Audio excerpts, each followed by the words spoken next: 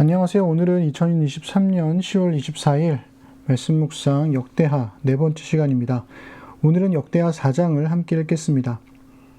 여러분 보시면 아시겠지만 성경 본문을 장절 구별을 따라 읽지 않고 단락을 나누어서 읽고 있잖아요. 온라인 성경 열어서 그냥 읽으면 될 텐데 왜 굳이 힘들게 타이핑을 하는 것인지 궁금하지 않으세요? 그냥 성경책을 펴놓고 읽거나 온라인 성경을 따라 읽으면 단락 구분이 없이 이어지기 때문에 읽었던 내용이 남지 않고 그냥 지나치게 됩니다. 하지만 성경을 이렇게 내용을 구분해서 단락별로 읽어나가면 어떤 내용을 읽고 있는지를 기억하기가 좀 더 쉽죠. 그래서 일부러 단락 구분을 하면서 맥락을 따라 성경을 읽어드리는 겁니다. 오늘은 어제에 이어서 솔로몬이 성전을 짓는 이야기를 이어가겠습니다. 역대하 4장을 세 번역으로 함께 읽으며 묵상해 보시죠. 솔로몬이 노스로 제단을 만들었는데 그 길이가 20자이고 너비가 20자이고 높이가 10자이다. 그 다음에 후람은 또 노스에를 부어서 바다 모양 물통을 만들었는데 그 바다 모양 물통은 그 지름이 10자, 높이가 5자, 둘레가 30자이고 둥근 모양을 한 물통이었다. 그 가장자리 아래로는 돌아가면서 노쇠로 만든 황소 모양이 있는데 이것들은 노쇠로 바다 모양 물통을 만들 때에 두 줄로 부어서 만든 것이다. 네, 첫 번째로 노수로 제단을 만들었대요. 이게 첫 번째로 만든 건데요.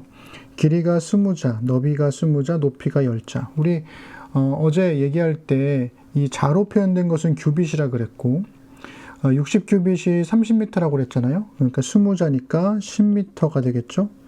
10m 그리고 5m 10m, 10m, 5m의 제단을 만든 겁니다. 그리고 두 번째로 만든 게 바다 모양 물통을 만들었대요. 이게 큰 대야라고 생각하시면 되는데요. 지름이 10규빗, 높이가 5규빗. 그렇죠? 둘레가 30규빗. 둥근 모양을 한 물통이었다. 이렇게 나오고 있습니다. 근데 그 가장자리 아래로는 돌아가면서 노쇠로 만든 황소 모양이 있었대요.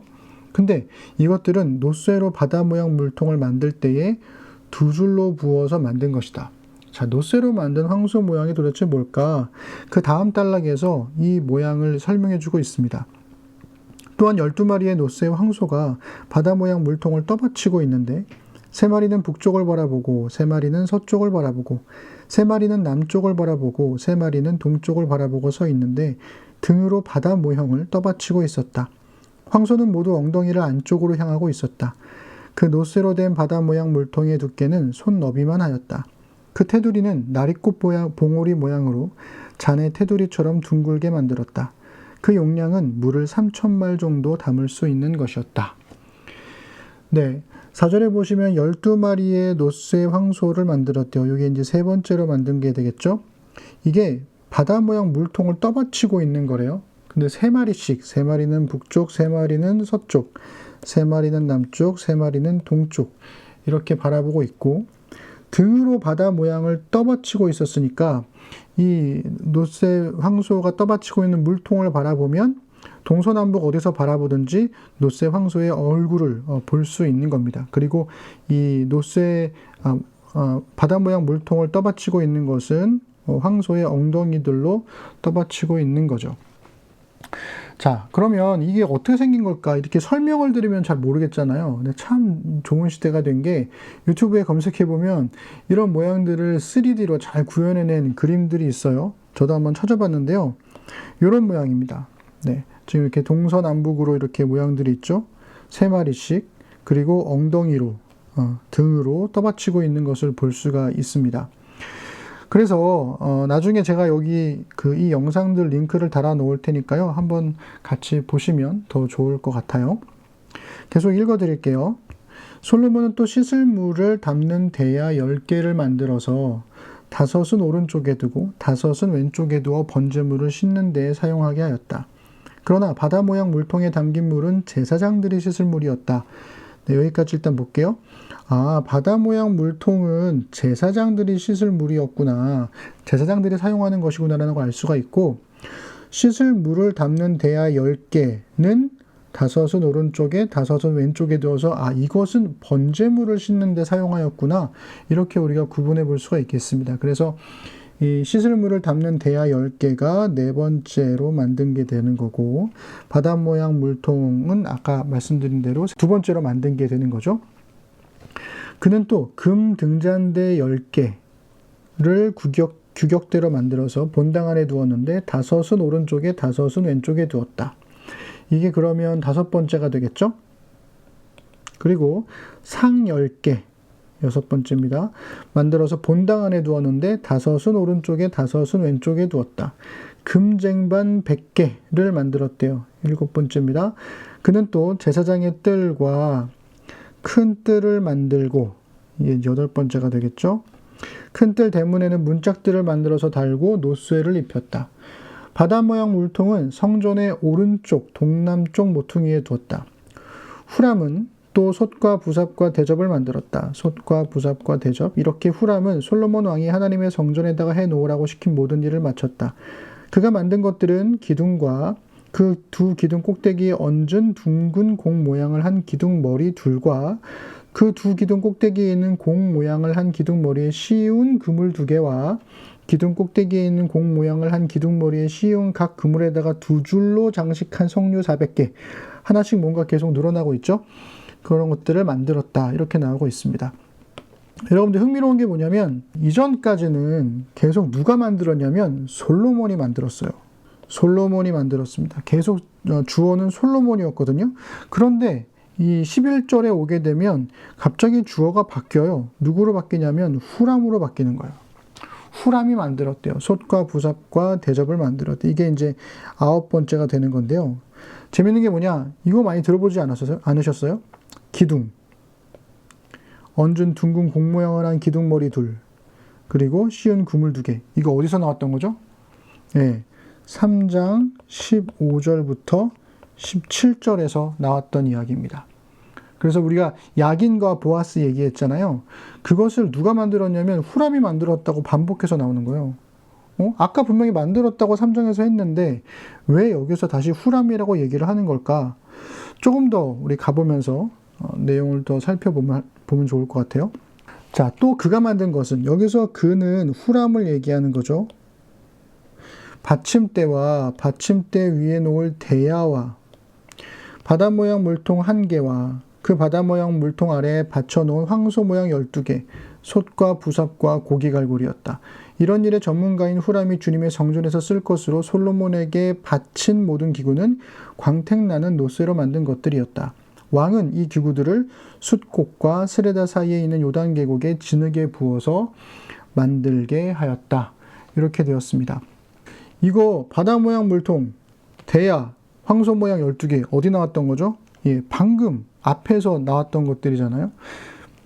4장 6절부터 9절에 나와 있는 내용들을 여기서 만들었다고 다시 또 반복이 돼서 나오는데 누가 만들었냐면 후람이 만들었대요. 아까는 솔로몬이 만들었다고 그랬는데 여기서는 후람이 만들었다고 다시 반복하고 있습니다. 자, 그러면 왜 이렇게 같은 이야기를 솔로몬이 만들었다, 후람이 만들었다 이렇게 반복하는 것일까요?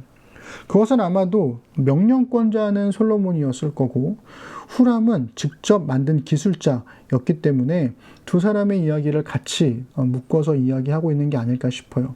자, 왜 그런지, 왜 그랬을까는 이따가 한 번 더 생각해 보도록 하고요.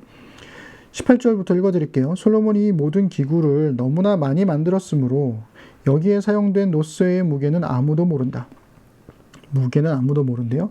솔로몬이 또 하나님의 성전에다가 둘 기구를 만들었으니 금제단과 빵을 늘 차려놓는 상들과 지성소 앞에 규례대로 켜놓을 순금 등잔들과 등잔대들과 순금으로 만든 꽃장식과 등잔과 부집게와 순금으로 만든 심지 다듬는 집게와 대접과 숟가락과 불 옮기는 그릇과 성전 어귀, 곧 성전의 맨 안쪽 지성소의 문짝들과 성전 본관의 문짝들이었다. 이 문짝들도 금으로 입혔다. 여기서 너무나 많이 만들었다 이렇게 나오는데요. 이게 히브리어로 메오드라는 단어입니다. 메오드. 히브리어는 오른쪽에서 왼쪽으로 읽거든요. 메오드. 이게 이제 매우라는 뜻이고요. 강조하는 부사가 되는 거죠. 너무나 많이 만들었다, 매우 많이 만들었다, 이렇게 얘기를 하고, 그 무게는 아무도 모른다고 얘기를 하고, 이걸 다 금으로 만들었다, 이렇게 강조하는 이유가 뭘까요? 솔로몬이 하나님의 성전을 만들기 위해서 할 수 있는 모든 것들을 다 했다, 이런 의미로 이야기하고 싶었던 건 아닐까라고 한번 생각을 해보게 됩니다. 자, 이렇게 우리가 4장을 다 읽었는데요. 성경을 읽고 묵상할 때 모든 본문에서 반드시 어떤 깨달음이나 의미를 찾지 않으셔도 된다고 저는 생각을 하거든요. 성전을 짓는 이 과정을 나열한 이야기에서 무슨 의미를 찾을 수 있겠어요. 그러니까 막 여기서 오늘 내게 주시는 말씀이 뭘까, 그거에 너무 집착하거나 마음을 쏟지 않으셔도 괜찮다라는 겁니다. 매일매일의 성경을 읽는 습관이 쌓이다 보면 여기서 의미를 찾지 못하더라도 이어지는 맥락에서 또 다른 의미들을 우리가 발견하게 될 테니까요. 그래도 그냥 끝내기 아쉽다면 한 가지 정도는 생각해 볼 수 있을 것 같아요. 아까 말씀드린 대로 성전은 솔로몬 혼자 지은 게 아니라 후람과 함께 지었다는 겁니다. 후람이 누군가요? 이방인이었어요. 역대하 4장에서 솔로몬이 만들었다는 진술을 후람이 만들었다는 또 다른 진술로 반복하고 있다는 점에서 성전을 짓기 위한 자본과 기술, 재료와 노동력은 모두 유대인과 이방인이 함께 지었다라고 하는 이 3장에서의 맥락을 고스란히 이어가고 있는 게 아닐까라는 생각을 해보게 됩니다. 말씀드린 대로 역대기는 포로기 이후 성전을 재건한 공동체를 위한 역사 회고의 성격이 강하잖아요. 비록 성전을 재건했을 때는 이방인들을 배제한 채 진행을 했지만 적어도 역대기는 하나님께서 인정해 주신 솔로몬 성전만큼은 유대인과 이방인이 함께한 것이다라는 것을 드러냄으로써 분쟁과 다툼으로 혼란스러웠던 당시의 공동체가 하나가 되기를 바랐던 것은 아닐까, 이렇게 한번 생각해 볼 수 있을 것 같습니다. 여러분은 어떻게 읽으셨나요? 자, 이제 성경책을 펴고 한 번 더 역대하 4장을 읽어보세요. 이전과는 다르게 읽힐 겁니다. 내일 만나겠습니다.